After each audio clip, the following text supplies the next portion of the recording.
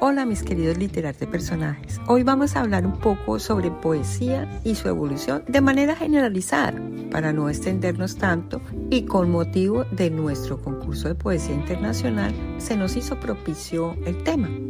Hay testimonios del lenguaje escrito en forma de poesía, los jeroglíficos egipcios hace 25 siglos antes de Cristo. Se trata de cantos de labor y religiosos, poemas de Gilgamesh, obra épica de los sumerios.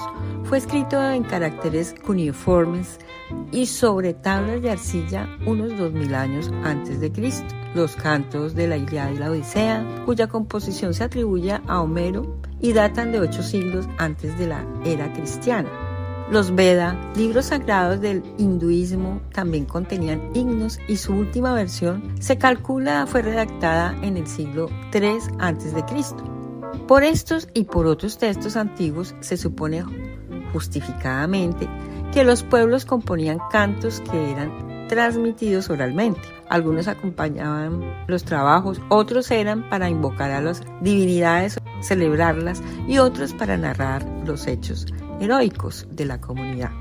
Los cantos homéricos hablan de episodios muy anteriores a Homero y su estructura permite deducir que circulaban de boca en boca y que eran cantados con acompañamiento de instrumentos musicales. Homero menciona en su obra la figura del Aedo, cantor, que narraba sucesos en versos al compás de la lira. El ritmo de los cantos no solo tenía la finalidad de agradar al oído, sino de permitir recordar los textos con mayor facilidad.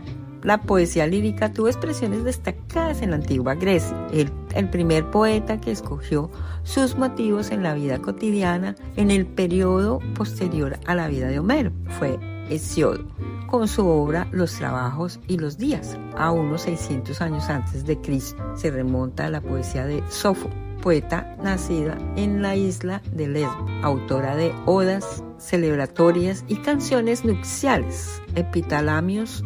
Ahora vamos a hablar de la poesía del siglo XX. Ha prescindido en ocasiones de la métrica regular y sobre todo de la rima. Sin embargo, la aliteración, la acentuación y a veces la rima sonante mantienen la raíz musical del género poético.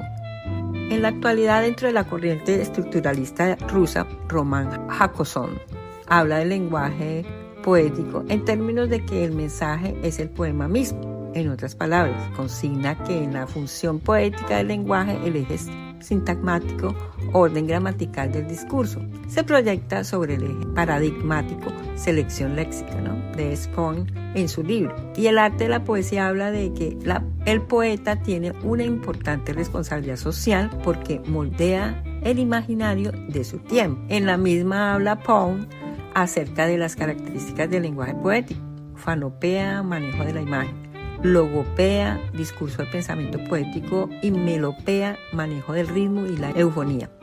En cuanto a la evolución formal, la poesía ha pasado del empleo de la métrica y la rima al verso libre y desde este a la libre combinatoria que caracteriza a la posmodernidad y al postestructuralismo. La introducción del verso libre se debe a los poetas Kant y Laforgue a finales del siglo XIX. Se trata de liberar el poema de las restricciones de la métrica y la rima para ir más allá de las formas fijas establecidas por la preceptiva poeta. Esto implica para el poeta un arma de doble filo. Por una parte lo libera de los cánones, pero por otra parte lo coloca frente a la responsabilidad de que el poema nazca generando su propia forma rítmica y eufónica, tomando en cuenta solo la finalidad de su propia expresión.